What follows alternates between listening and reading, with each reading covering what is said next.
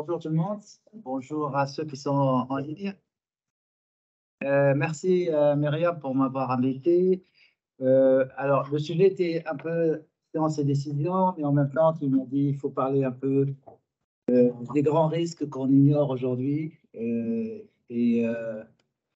Juste quelques mots sur mon parcours.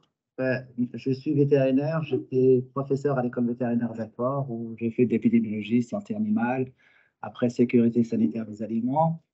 Et je me suis, depuis plus de 25 ans, passé de l'épidémiologie vers l'évaluation du risque. Et j'ai fait pas mal de travail à l'ANSES, puisque j'ai quitté l'école vétérinaire. J'ai fait 15 ans à l'ANSES, tout en étant expert à l'EFSA. Ça, tout ce qui est sécurité sanitaire des aliments à l'échelle de l'Europe. Et là, depuis 1 an et demi, je suis à l'OMS, où je gère une équipe qui s'occupe du Scientific Advice, c'est le terme qu'on donne, c'est-à-dire évaluation des risques concrètement, pour l'alimentation et la nutrition. Donc, ça concerne à la fois la sécurité sanitaire des aliments et aussi les aspects nutritionnels. C'est un nouveau département, Nutrition Food Safety, parce que d'habitude, c'était complètement séparé. La partie nutrition et la partie sécurité sanitaire, elle était séparée. Donc, c'est notre approche qu'on essaie de mettre en place. Donc là, je vais parler, même malgré le fait que j'ai une expérience nationale, je vais parler un petit peu d'une perspective plus internationale sur les questions qui se posent aujourd'hui sur la transition des systèmes alimentaires. Ils sont à la fois la cause d'un certain nombre de problèmes environnementaux comme le changement climatique, mais qui deviennent aussi des victimes de ce changement climatique. Alors, au niveau international, on parle beaucoup, j'ai oublié de mettre les logos des SDG, les objectifs de développement durable, mais il me reste 8 ans pour les atteindre.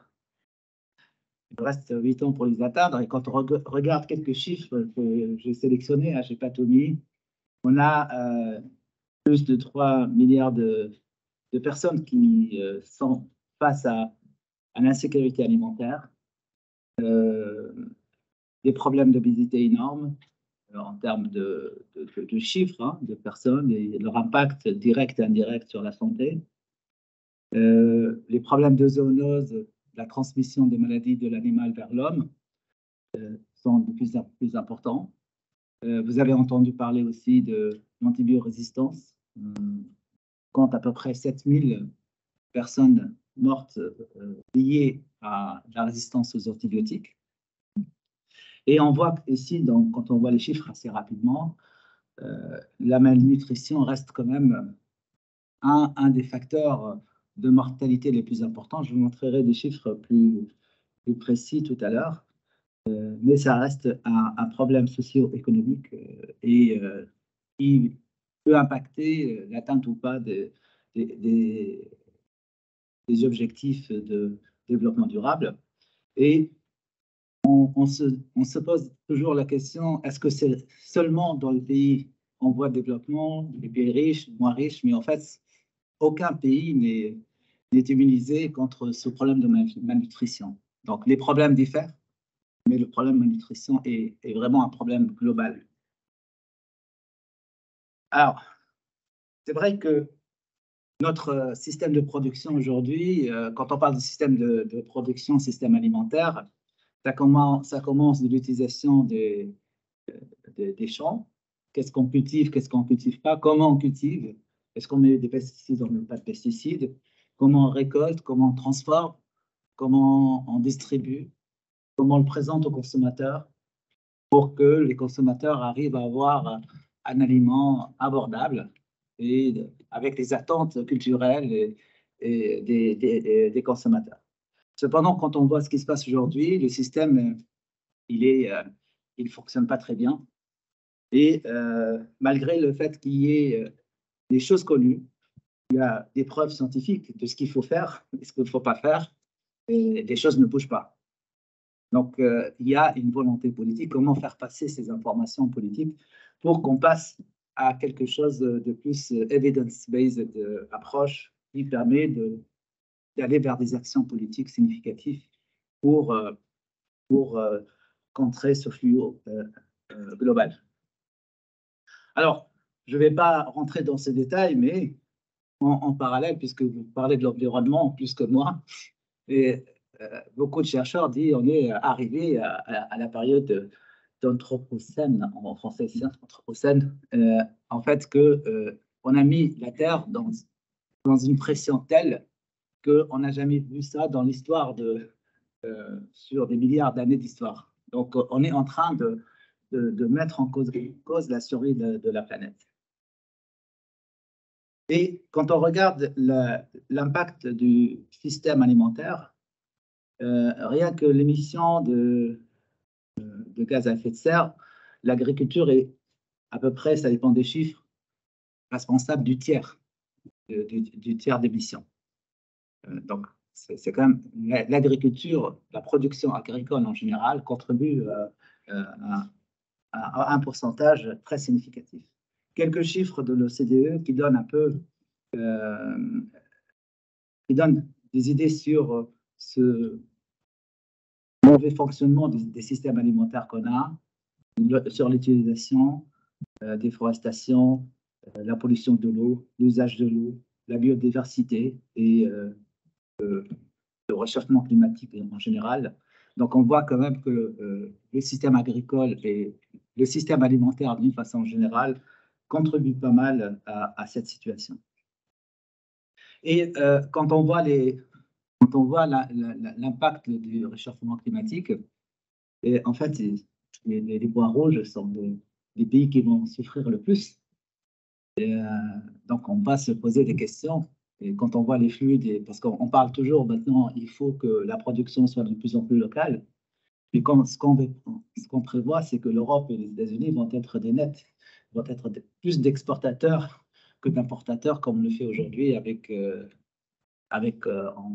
déviant un petit peu ce qui est la culture en Afrique ou pour des besoins d'Européens. Mais on sait qu'en continuant comme ça va entraîner de plus en plus des déséquilibres vers 2050 pour les pays qui vont être les surpeuplés et avec un problème de production agricole qui va être plus bas. Donc, ça va jouer sur pas mal de choses. Alors, l'OMS, nous, et principalement dans mon département, on est plus dans nutrition et food safety. On ne peut pas tout faire. Donc, on essaie de notre côté.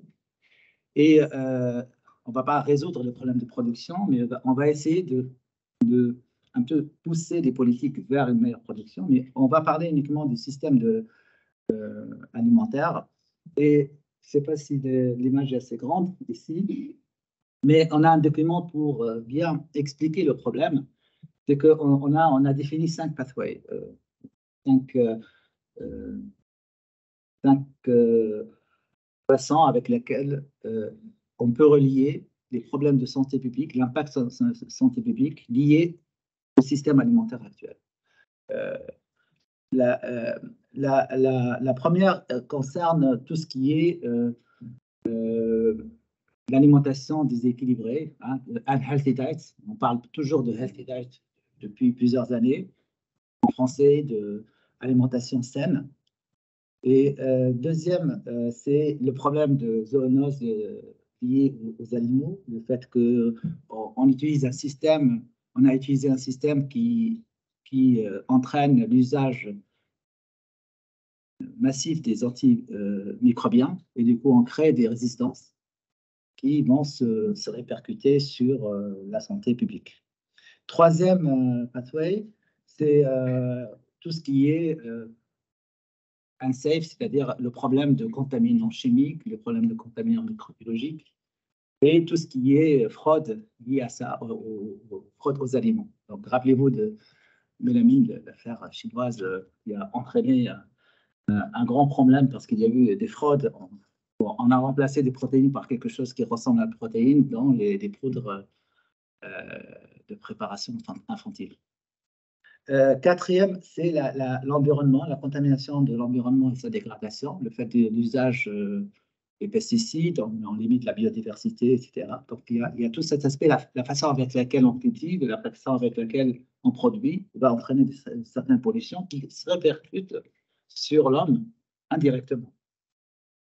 Et le dernier concerne toutes les maladies liées au travail. Et là, parce qu'on oublie souvent que les agriculteurs, quand même, vis-à-vis des pesticides, payent quand même, on estime à peu près 40% des agriculteurs qui sont empoisonnés par les pesticides. Un chiffre très important quand même. Et là, il y a un problème, comme vous l'avez présenté tout à l'heure, la question d'avoir une expertise organisée à l'OMS, comme à l'ANSES avant, on est bien organisé, on a des procédures, etc. Mais parfois, on est tellement spécialisé dans des domaines différents qu'on travaille en silo. L'exemple que je peux vous donner à l'OMS, on s'occupe dans mon unité, on a le GMPR, c'est le Joint Meeting pour les résidus des pesticides dans les aliments, en lien avec le Codex Alimentarius, et on propose des maximums de résidus de pesticides dans les aliments. On fait la toxicologie, et bien, on dit que c'est safe. Il n'y a pas de... Si les pesticides sont utilisés correctement, il n'y a pas de problème pour le consommateur de tel ou tel produit alimentaire. Et de l'autre côté, il y a un autre département qui s'occupe de l'environnement et de la protection des travailleurs qui dit les pesticides, c'est un désastre. C'est contre la biodiversité, ça pollue l'eau et on a un nombre de malades important. Donc, vous voyez, on est dans le même organisme et on va donner des discours complètement différents. D'un côté, on rassure le consommateur, il n'y a pas de problème avec les pesticides, ce que vous mangez est bon. Et de l'autre côté, et du coup, on renforce des pratiques parce que, on va dire, c'est bien. On a protégé les consommateurs et on a des maximum level des résidus des MRL et du coup, ces MRL vont permettre de faire des échanges commerciaux sans aucun problème. Donc, et puisque quand on travaille dans le Codex alimentaire, c'est une organisation qui est équivalente de la Constitution, la réglementation internationale sur l'alimentation, il y a deux objectifs, faciliter le commerce et protéger le consommateur. Et quand ça revient à tout ce qui est indirect lié à l'environnement, là, on dit c'est pas dans notre mission. Et je me rappelle à l'ANSES, quand on a des experts qui disent non, c'est pas dans la question. Je donne un exemple simple. Il faut lutter contre les salmonelles et campylobacter. On a des nombres de cas incroyables et c'est un problème de santé publique important. Les experts disent oui, il faut désinfecter ou utiliser tel produit chimique. Il faut réfléchir si ce produit chimique va exposer c'est-à-dire on ne va pas créer un risque en éliminant un risque. Mais là, nous sommes des microbiologistes. On ne va pas penser à ça. Donc voilà, c'est un des problèmes qu'on a dans l'expertise. C'est organisé en silo. C'est organisé par des questions qui sont faites de telle manière qu'on répond à une question précise et on n'a pas une vue globale de ce qui se passe sur l'impact général sur la santé publique. D'accord. Donc, alors, quelques autres chiffres. Hein. L'OMS a fait un travail important parce que quand on parle de sécurité sanitaire des aliments, dans tous les pays, ils disent non, ce n'est pas un problème, ou les politiques disent ce n'est pas mon problème, puisque le plus important, c'est avoir des aliments, il faut nourrir la population. Et quand on a fait un travail important qui a été publié en 2015, on fait une révision de ça et on donne des chiffres. C'est la première fois qu'on a des chiffres par région. On va essayer de le faire par pays cette fois-ci, qui montre que 600 millions de cas par an, une personne par 10 qui va avoir un problème infectieux, lié à l'alimentation. Et malheureusement, c'est plus les enfants qui sont touchés et c'est plus les pays pauvres ou low and middle income qui sont concernés par ce problème. Et couplé à ce travail, la Banque mondiale fait une estimation des pertes liées à tout ce qui est maladies transmissibles par les aliments de l'ordre de 110 milliards par an. Donc, c'est quand même des chiffres assez importants. Et là, quand on voit la malnutrition, je vous ai dit, ça c'est les dernières estimations de IHME 2019. Quand on somme tout ce qui est lié à la malnutrition, donc on trouve presque 16 millions de morts par an liées à la malnutrition. C'est énorme. Alors, malgré ça, il y a quand même des opportunités parce que ce qui s'est passé ces dernières années, il y a l'UN Food Summit qui a commencé à réfléchir sur la question. Il va falloir qu'on bouge un petit peu. Il y a une opportunité importante parce que on voit que les politiques sont de plus en plus intéressés à ce sujet. On a cette notion de Sustainable Healthy Diet, c'est alimentation saine et durable. On a développé un Global Food Safety Strategy au niveau de l'OMS. Et donc, tout ça au niveau du comportement de l'offre, mais aussi, compte tenu de ce qui va se passer dans les 10-30 ans, on a besoin de nouvelles sources d'aliments et de nouvelles façons de produire. Donc, la question de novel foods va se poser également. Donc, je vais essayer de présenter ça assez rapidement, ces aspects-là. Donc, peut-être que j'irai un peu plus rapidement. Donc, le Food Safety Summit, bon, pour le moment, ce qui est intéressant, quand vous regardez les organisations internationales, la FAO, l'OMS, l'UNCCD, IFAT et WFP. Donc, il y a pas mal de consortiums, il y a pas mal de tripartis, quadripartis qui s'organisent pour qu'on travaille ensemble sur pas mal de sujets. Alors, pour l'OMS, concernant le Food Summit, c'est notre but principal, mais on collabore sur d'autres projets et on a le leadership pour la promotion de l'alimentation saine et durable. Et derrière, il y a beaucoup de choses qui est derrière, par exemple, tout ce qui est tout ce qui est perte alimentaire, etc. Donc, je vais détailler ça, mais je n'ai pas le temps de tout détailler, mais assez rapidement. Alors, tout d'abord, le Healthy Diet. Alors, le Healthy Diet, c'est encore un débat. Qu'est-ce qu'on entend par Healthy Diet? Parce que est-ce que c'est un ensemble de nutriments qu'on mange? Il faut manger assez de protéines, assez de les bons gras, assez de micronutriments, calcium, des vitamines. Mais c'est un peu plus que ça. Et on est en train de réfléchir un petit peu à cette définition pour que le Healthy Diet inclue aussi la sécurité sanitaire des aliments. Donc, il faut qu'on mange des aliments qui apportent un bénéfice pour le bien-être du consommateur, mais en même temps le prévenir de différentes maladies. Il y a les maladies transmissibles et les maladies non transmissibles, ce qu'on appelle les NCDs, les Non-Communicable Disease. Et donc là, on a des papiers de concept, ce qu'on entend par Healthy Diet, et par la suite, on essaie après de comment on rajoute la couche sustainability. Donc quand on consomme, on a un régime équilibré qui est bon pour notre santé. Est-ce qu'il est bon pour la planète en même temps? Il y a des bons signes parce que quand on regarde certains régimes comme le régime méditerranéen, quand on regarde sa composition, il va dans le bon sens. Il va plus vers moins de produits de l'origine animale. Et donc, il y a des pistes intéressantes qui montrent qu'on peut agir de différentes manières sur ce problème planétaire. On peut transformer complètement le régime alimentaire. C'est-à-dire comment on va expliquer aux gens qu'est-ce que c'est qu'un bon régime alimentaire. Il faut manger plus d'aliments d'origine végétale que animale, éviter tel type d'aliments. Ça, c'est une première action. Deuxième action, agir sur la production elle-même.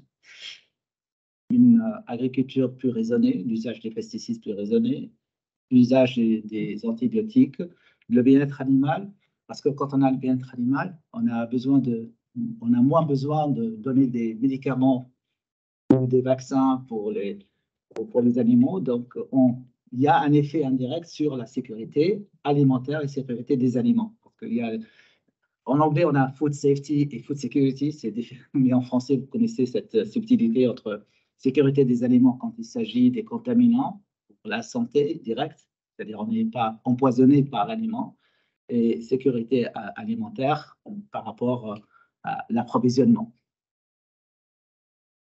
Alors, comment on fait ça? Alors, à l'OMS, moi j'étais surpris parce qu'il y a, c'est mélangé à la fois.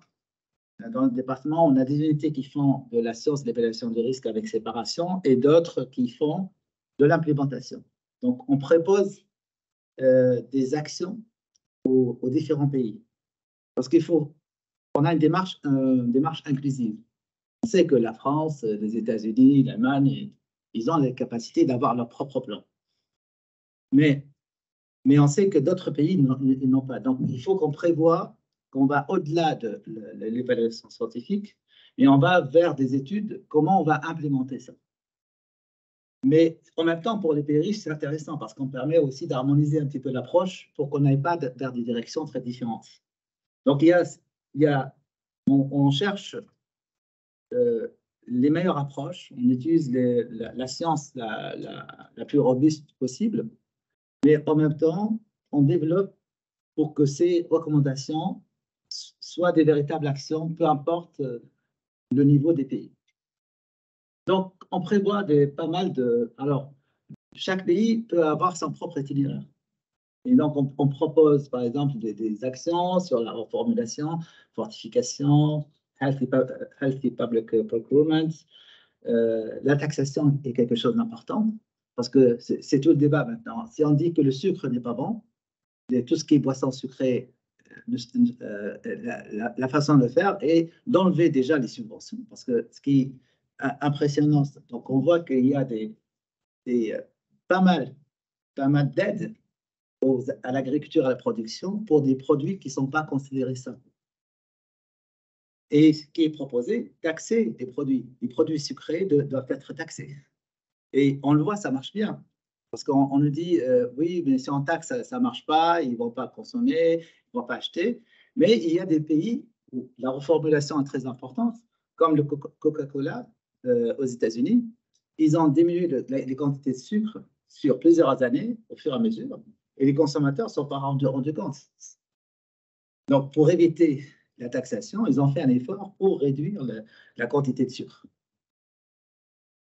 Donc, on propose un menu d'action, et ces menus d'action, donc ça, c'est, vous voyez la face, la partie qui va être utilisée pour l'implémentation, mais derrière, on a tout un travail assez sophistiqué dans l'établissement des recommandations en termes de santé publique, comment lutter contre les contaminants, comme le cadmium, le mercure, parce que quand on dit aux gens manger plus de poissons, il y a du mercure. On sait que dans certains poissons, ça dépend de l'origine, ça dépend de le type de poisson, on peut augmenter l'exposition au mercure. Donc, on doit avoir tous les preuves scientifiques dans un sens pour les risques et dans l'autre sens pour les bénéfices. Donc, il y a quand même pas mal de travaux. Et actuellement, on vient de finir une série de guidance. Alors, le guidance, il est très compliqué à l'OMS. On a tout un guide comment faire développer un guide. Il commence par la vraie question, qu'est-ce qu'on veut faire? Il commence par, il faut faire des systematic reviews, des revues systématiques surtout. On ne peut pas y aller directement comme ça. Donc, si vous avez fait de l'expertise collective à l'INSERM, à l'INRAE, donc ça se passe toujours avec des systematic reviews. Donc, par exemple, quand on est en train de travailler sur l'accélération de la lutte des plans contre l'obésité, quand on met les chercheurs ensemble, il y a, avec les questions PICO, hein, le principe, une façon de poser des questions très précises, on se retrouve avec 60 systematic reviews juste pour un guide. Donc, il faut faire une priorisation entre tout ça. Donc, c'est assez compliqué. Après, il faut choisir les experts. On choisit des experts sur leurs compétences. Et on a aussi, il faut que les experts, il faut qu'il y ait autant de femmes que d'hommes. Il faut qu'il y ait représentativité des différentes régions des Nations Unies. Donc, il ne faut pas prendre que les bons experts des États-Unis, il faut avoir des experts qui viennent de différentes régions du monde. Et tous les aspects après éthiques qui s'ajoutent à ça, comment on fait, l'indépendance, la transparence. Donc, c'est assez complexe. Et c'est pour ça, pour certains de ces guidance, on a mis 6 ans pour les fédéraux. Donc là, on sort de tout ce qui est édulcorant. On va sortir, c'est fini, mais on essaye de les mettre en paquet. Tout ce qui est, produits gras, enfin, tout ce qui est huile tropicale, les huiles, tout ce qui est des trans fats, par exemple. Par exemple, les acides gras trans, il y a les industrialisés et les non industrialisés, et on a un programme pour les interdire partout dans le monde. Donc ça fait pas. En fait, c'est une façon de faire pour rendre les gras solides en gras, enfin liquides en solides pour certaines facilités pour les industriels. Donc on a une série, et donc on a le sucre, les édulcorants, les polyinsaturés, les fibres. Donc on fait ça par constituant d'aliments pour donner des recommandations. Donc on a une deuxième phase où on va aller vers une recommandation par les aliments. Donc, au lieu de regarder les nutriments et leur effet sur la santé, on va regarder la matrice, si on consomme des produits laitiers, quels vont être les bénéfices et les risques, et on essaie de donner les recommandations de consommation qui balancent le risque et les bénéfices. On va le faire sur les viandes rouges, on va le faire sur les poissons, on continue un travail, et, la liste est longue. Tout ça pour arriver à mieux définir le concept, qu'est-ce que c'est que Healthy Diet. Alors, aussi, il y a un autre problème qui se pose, ce n'est pas la classification de l'OMS, mais il y a beaucoup la question ultra processed foods. Et on dit que tous ces aliments qui ont une très forte transformation, il y a une association avec certaines maladies. Alors, c'est lié aux additifs, est-ce que c'est lié à la façon dont on traite les produits alimentaires? Donc, il y a ce travail aussi, parce que quand on regarde les recommandations, on vous dit c'est mieux de faire vous-même votre cuisine que d'acheter des plats cuisinés, parce qu'il va y avoir plus d'additifs, plus de choses dans le plat. Donc, ça, c'est un autre travail. Et par exemple, là, il y a juste un travail qu'on fait avec des NGO, avec des gouvernements, parce que là, comment on va augmenter la diversité des aliments, comment on peut changer de comportement alimentaire, comment réduire la part de produits d'origine animale par rapport aux produits d'origine végétale. Donc, tout ça, c'est des actions qu'on mène avec beaucoup de partenaires. Alors, quand on parle de Healthy Diet, c'est une question à la fois culturelle. Qu'est-ce que c'est que healthy? C'est quoi le régime alimentaire? Il n'y a pas un régime alimentaire qui va être le même partout dans le monde. Et les recommandations qu'on va donner vont être très différentes d'une région à l'autre. C'est juste un travail qui a été fait par un groupe Eat Lancet. C'est un groupe assez actif. On collabore un petit peu avec eux. Alors, pour comprendre, donc, comme je vous ai dit, hein, d'ici à 2050, il faut qu'on fasse un shift important de notre régime alimentaire, c'est très important. Et là, vous voyez ici le cercle à 100%, ça donne une frontière, ce qui est bon pour la santé ou moins bon pour la santé. Si vous êtes dans la frontière en bonne santé, donc vous regardez ici, c'est plus l'Amérique du Nord, regardez leur consommation en viande rouge, elle est presque 300% plus qu'il en faut. Donc, il dépasse. Pareil pour les autres aliments, c'est tout ce qui est aliments riches en amidon. Oui, ça, le shift va se faire dans ce sens-là. Il faut qu'on. Par contre, si on regarde d'autres pays, là, en Asie du Sud, et c'est juste, j'ai mis, il y a. Parce que là, non, ça, excusez-moi, ça c'est sur le plan mondial, excusez-moi. euh, euh, en fait, c'était pas le Nord. J'ai fait une erreur, je pense. Là, c'est à l'échelle mondiale. Et si vous regardez à l'Amérique du Nord, en fait, c'est 600% plus de viande qu'il en faut. Et vous voyez là, en Asie du Sud, la partie rouge, viande rouge, elle est très faible. Vous voyez ici, sur l'écran, là, c'est pas le même niveau. Et quand vous regardez l'Afrique subsaharienne, en termes de viande rouge, c'est OK, mais par contre, tout ce qui est tubercule et tout ça, ils sont en surconsommation. Donc, vous voyez cette complexité, hein, en fonction des ressources disponibles et en fonction du régime alimentaire actuel, comment on peut différencier les choses.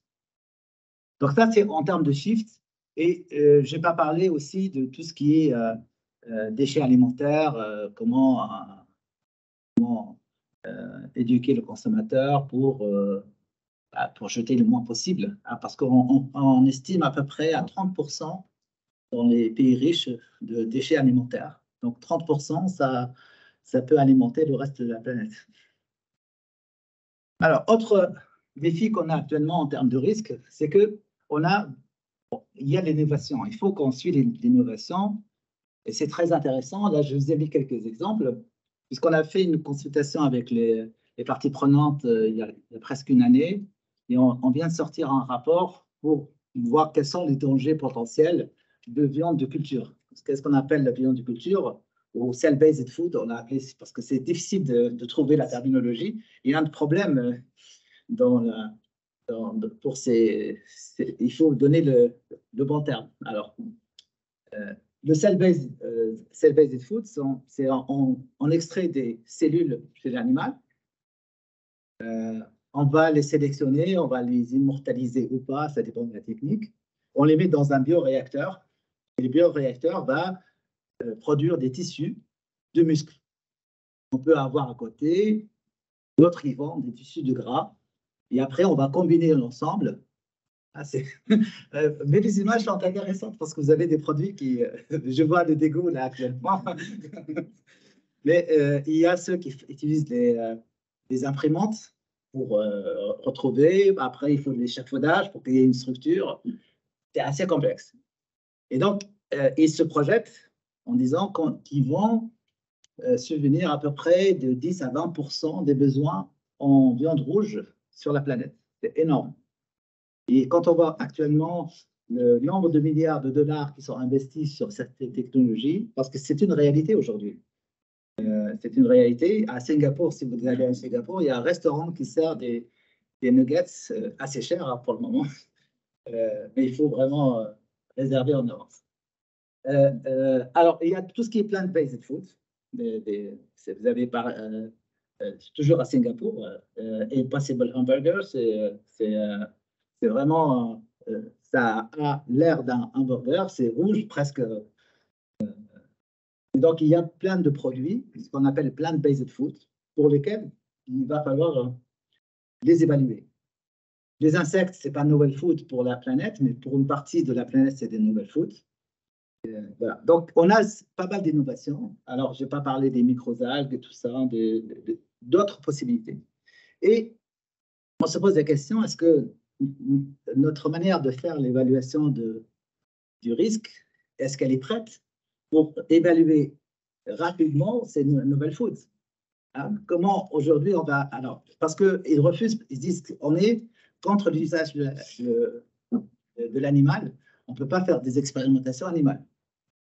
C'est du non-sens. Parce qu'ils disent on produit de la viande sans animaux pour éviter la souffrance des animaux. On ne va pas les abattre. On va faire un système que ça peut être produit n'importe où parce qu'on peut avoir un bioréacteur. Pour le moment, on peut avoir un bioréacteur qui va produire à peu près 200 kg de viande. Et disons, en même temps, on n'a que la viande qu'on consomme parce que le reste, on n'a pas la tête, on n'a pas les pieds, on n'a pas les abats. Donc, comment on va les évaluer? Rapidement, parce qu'on a un défi important. Il faut qu'on trouve des moyens robustes sur le plan scientifique et sur le plan sécurité. Mais en même temps, on nous dit il faut faire ça très vite. Donc, il y a cette contradiction. Il faut qu'on se prépare et comment on va le faire. Maintenant, il y a des pays comme Singapour qui autorisent, sans vraiment passer par une évaluation scientifique robuste, parce que pour eux, vous comprenez, Singapour, ils importent 90% de ce qu'ils mangent. Donc, ils sont à la recherche de nouvelles technologies. Ils veulent être la vitrine de tout ce qui est nouvelles technologies, dans tout ce qui est production alimentaire. Et donc, il faut qu'on trouve un moyen à l'échelle mondiale, comment on évalue de façon harmonisée pour qu'il n'y ait pas des pays qui sont moins exigeants que d'autres. Donc, ça, c'est des défis. Et donc, après, pour nous, parce que quand on met tout ça ensemble, ce n'est pas seulement de l'évaluation du risque, mais c'est plus du risk-benefit assessment, c'est les deux à la fois. Et c'est plus de l'évaluation du risque classique parce que on va considérer plusieurs choses. Ça sera de plus en plus intégré. On va avoir la liste de tous les contaminants possibles, hein, la liste des bénéfices nutritionnels possibles, toutes les vitamines, les nutriments, etc. Et on va essayer de rajouter une autre couche sur la durabilité. Est-ce que cette production? Mais quand on dit la viande rouge n'est pas bonne, il faut enlever. Il ne faut pas seulement faire l'évaluation, la simulation en enlevant, parce que quand on enlève quelque chose, il faut le remplacer par autre chose. Donc, il faut qu'on aille vers un système un peu complexe de risk-benefit assessment qui n'est plus, mais davantage, on va se rapprocher de la décision, parce que c'est une question de préférence. Parce qu'il n'y aura pas une solution unique, il y aura plusieurs solutions. Ce qu'on appelle là, on est vraiment dans ce qu'on appelle wicked problem. La traduction en français est toujours difficile, problème pernicieux, quelque chose ou méchant. C'est-à-dire qu'il n'y a pas de solution. Il y a plusieurs solutions, il y a plusieurs acteurs, il y a plusieurs façons de le faire. Il n'y aura jamais une solution définitive. Mais ce qu'on peut faire, c'est rendre les choses plus durables, plus saines, plus safe. C'est-à-dire qu'on essaie d'améliorer les choses, mais il n'y aura jamais une solution qui va satisfaire tout le monde. Et c'est là où on va dire que l'usage de la science va être différent. Ce n'est pas seulement apporter des connaissances, mais comment on va combiner tout ça ensemble, comment on pose la question en soi, dès le départ, bien comprendre le problème et les objectifs qu'on veut atteindre.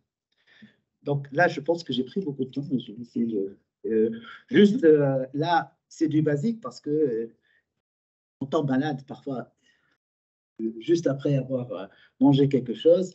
Et là, on voit que on a mis en place tout un système parce qu'on ne peut pas faire de la sécurité sanitaire des aliments à la place des États, mais on leur propose un cadre et une stratégie globale, mondiale. Et donc, c'est très... c'est vraiment, on va vers plus les evidence-based. Comment on renforce le système de contrôle des aliments dans les pays, identifier la façon à laquelle on répond aux alertes, aux problèmes, aux événements, comment on renforce l'utilisation des données et l'utilisation de la science de façon générale, aussi bien dans l'évaluation que dans la prise de décision. Et c'est assez important aussi, comment on assure l'engagement des différentes parties prenantes et la communication à propos du risque est quelque chose qui devient de plus en plus difficile. Et finalement, promouvoir la collaboration nationale et internationale, parce qu'on sait très bien, comme vous l'avez dit tout à l'heure, le problème est posé pas seulement pour un ministère, une direction ministérielle, mais plusieurs directions qui sont concernées par le sujet. Donc, c'est cette stratégie qu'on met en place pour avoir quelque chose de plus dirigé par les données, les preuves. Les personnes doivent être centrées sur les personnes et cost-effective, ça c'est très important pour vous également. Donc voilà, et je ne vais pas rentrer, c'est qu'on propose un menu d'action et actuellement, chaque pays choisit sa route, donc je ne vais pas rentrer dans les détails, mais c'est ce ils peuvent agir en fonction de la région et des problématiques de leur pays. vers un plan et on essaye de présenter ça prochainement. Le 24, la semaine du 24 juillet à Rome, il y aura un autre summit où tous les pays, l'Europe présente pour l'ensemble de l'Europe le chemin pour rendre, pour bien expliquer la transition du système alimentaire dans différentes régions, différents pays, pour atteindre ces objectifs de durabilité. Voilà, très rapidement, parce qu'il y a beaucoup de détails, mais si vous avez des questions, je serai très heureux. Y a-t-il des questions dans la salle ou en distanciel? En distanciel? Dans la salle? Oui.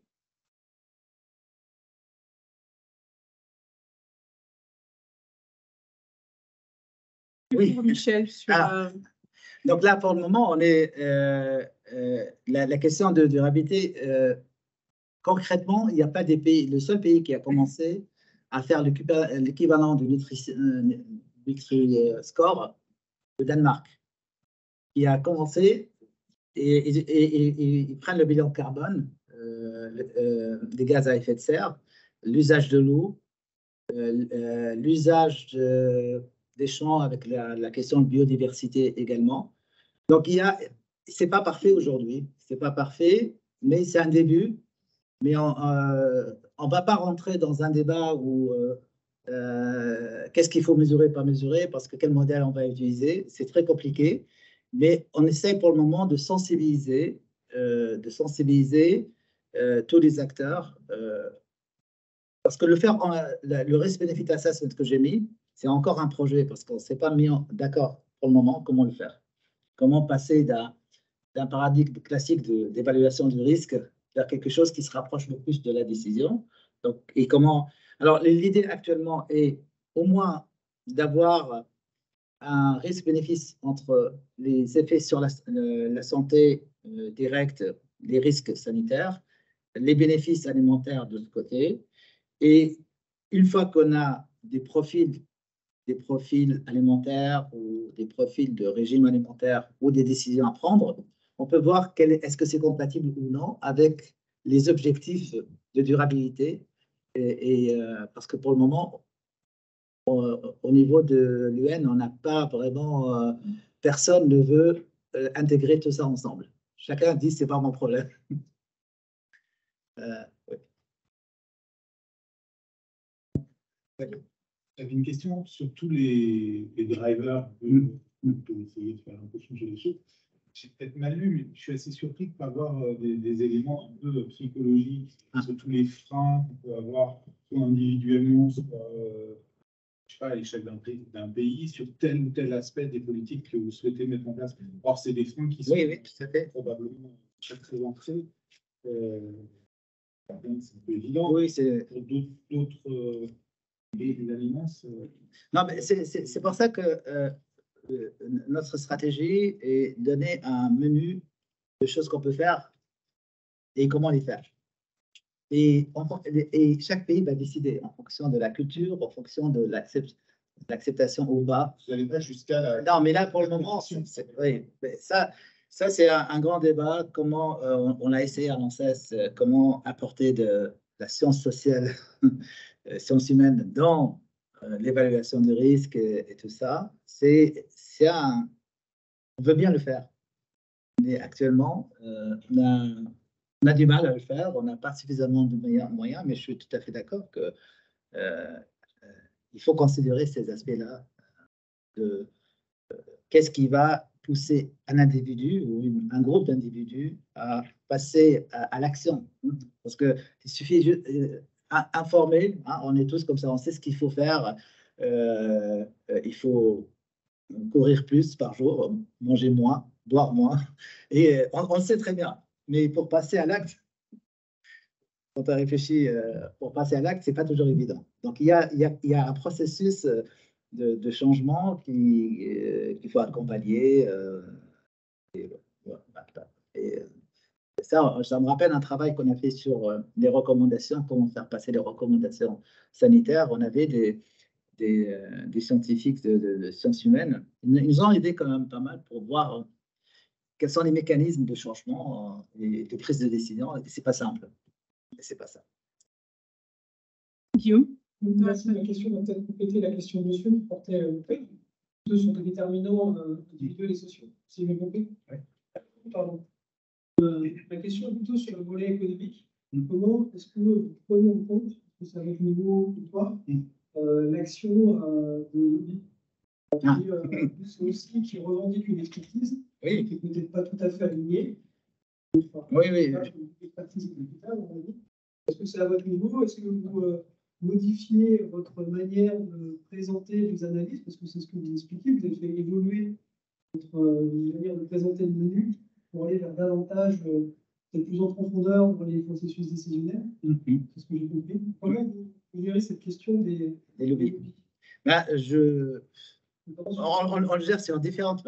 Je donne un exemple, là, mais je ne peux pas tout dire parce qu'on est en cours d'instruction. On doit réévaluer l'aspartame. L'aspartame, c'est quand même derrière, il y a l'association Food and Beverage américaine et globale, ils sont super puissants. Il y a derrière Coca-Cola, Pepsi, etc. Et on évalue, on est aussi bien avec le CIRC, hein, le Centre international de recherche de cancérologie, c'est une partie de l'OMS qui est à Lyon. Et après, ça sera fait par le GECFA, c'est une organisation pour les food additives. Donc, on reçoit les données des entreprises. Quand on fait appel aux données, on regarde les données scientifiques, mais on reçoit des données des entreprises. Eh bien, les pressions qu'on a actuellement, elles sont incroyables. Pression, pourquoi vous faites deux évaluations en même temps? Parce qu'ils croient que le GECFA, OMS, FAO est plus facile à manipuler que le CIRC, parce que le centre de recherche, il était à l'origine du glyphosate. Hein. C'est lui qui a montré, qui a placé le glyphosate cancérogène, et après, les autres ont dit le contraire. Et on reçoit un dossier par leur propre scientifique qui dit en fin de compte l'aspartame n'a aucun problème et il faut arrêter à la limite arrêter votre expertise, ça sert à rien puisque en plus il nous explique comment prendre en compte les études et inclure ou exclure les études. C'est intéressant. Voilà, exactement. Donc, il y a quand même une force. Et quand on voit l'OMS, mon équipe qui s'occupe à l'échelle mondiale des aspects food additives, je n'ai pas plus que 3 personnes. Bon, on a des experts, on a des panels d'experts qui travaillent avec nous, des consultants qu'on peut payer, etc. Mais nous, en face d'une armée que les lobbies peuvent avoir sous la main, on n'a pas les mêmes moyens. Mais bon, on reste, parce qu'on a quand même des procédures d'expertise transparentes, indépendantes. C'est comme ça qu'on résiste. Hein. Mais bon, après, ça dépend quelle organisation mondiale. Il y a ceux qui sont plus en faveur de faire plaisir à l'industrie, d'autres qui se disent c'est plus la santé qu'autre chose. Donc, il y a parfois quelques subtilités. Mais c'est là où, de toute façon, nous sommes une organisation d'États membres. C'est-à-dire qu'on pose des problèmes aux États membres et les États membres doivent nous donner les ressources pour faire le travail. Donc, à un certain moment, il faut qu'il soit logique. Si la délégation américaine qui vient à l'OMS dit la santé, c'est important, et celle qui vient au Codex et dit l'industrie est plus importante, donc il faut qu'ils s'accordent entre eux. Donc, on joue un peu sur ça, parce qu'il y a toujours mais ce n'est pas évident, il faut qu'on résiste. Et heureusement qu'on a des procédures d'expertise bien rodées et la transparence et vraiment comment on protège nos experts. Et on sélectionne vraiment. Parce que c'est vrai que le conflit d'intérêts, c'est à géométrie très variable hein, entre les cultures, entre les pays. En France, on a poussé peut-être un peu loin. dans le conflit d'intérêts, mais dans d'autres pays, comme aux États-Unis, ça ne dérange pas, de recruter un senior scientific advisor qui vient de l'industrie des fruits et légumes pour écrire la politique de la FDA sur ce sujet. Pour une dernière question, qui va être un peu dans le même sens, tu nous as montré, Moez, comment, en fait, à l'OMS, la fabrique d'expertise est conditionnée par un certain nombre de compromis politiques, de découpage administratif, mais aussi de culture. Et il en est de même pour l'effet sur l'avis, la constitution des avis, ou des guidance. Et ma question est la suivante. Ayant vécu ce qui s'est passé à l'ANSES, les évolutions de l'ANSES sur les formes de séparation, expertise et d'autres formes d'autorité, et ce que tu observes à l'OMS, qu'est-ce que tu peux dire sur les formes ou non que devrait prendre la séparation ou les complétudes entre le scientifique, l'administratif et le politique? Pour moi, ces questions qui sont faites en silo, c'est pareil. Il n'y a pas beaucoup de différence à l'échelle nationale ou européenne. Parce que la question est toujours posée par réglementation. En alimentaire, c'est bien, il y a des produits réglementés. Quand on ajoute un additif, c'est réglementé. On pose une question bien particulière et il y a une réglementation qui dit, une approche qui explique aux industriels qu'est-ce qu'il faut apporter comme information. Il n'y a pas de... On retrouve ce qu'on trouve, on retrouve ce qu'on a à l'échelle nationale, à l'échelle internationale. On ne peut pas faire mieux. C'est comme ça. De toute façon, l'OMS n'existe pas sans les États membres. Ce qui se passe dans les États membres, on le retrouve au niveau de l'OMS. Il n'y a pas de différence. Par contre, on a cette chance que à l'OMS, on a cet objectif de santé publique générale. Peut-être qu'on n'a pas, qui nous permet de dire, on veut une approche plus intégrée et on peut sortir des recommandations en dehors du cadre réglementaire. C'est-à-dire, si au niveau du codex, ça reste en silo, et on demande au codex d'aller au-delà de sa mission, le codex alimentaire, parce qu'il dit, moi, la question, est-ce que je protège le consommateur? Il y a des risques pour le travailleur, je ne dis rien. Juste pour le consommateur, et je vais faciliter les échanges commerciaux. Si l'OMS n'est pas content de ce travail-là, on peut lancer une consultation d'experts et on peut sortir de recommandations en disant cette situation n'est pas bonne. Donc, et c'est ce qu'on essaye de faire aujourd'hui, c'est comment créer, on ne peut pas créer une autre organisation, mais comment donner une mission élargie où toutes ces organisations qui aboutissent à des recommandations réglementaires sur lesquelles les pays vont se baser pour avoir leur réglementation et décisions. Comment on va tenir compte de cet aspect santé publique et durabilité du système, parce qu'on ne peut pas continuer comme ça. Le système est en dérive actuellement et il faut changer le système et non pas rester uniquement sur des questions séparées, parce qu'il y a une grande question, il faut qu'on passe à une transition du système alimentaire. Ça c'est très important et il faut qu'on produise différemment.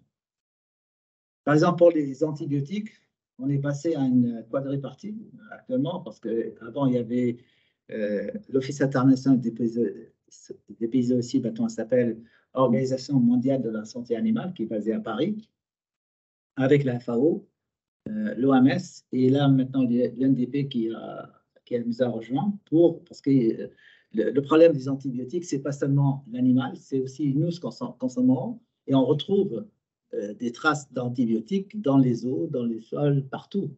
Donc là, on a créé une initiative qui permet de voir les choses de façon plus globale et non pas la voir de façon saucissonnée. Et c'est ça ce qu'on peut faire.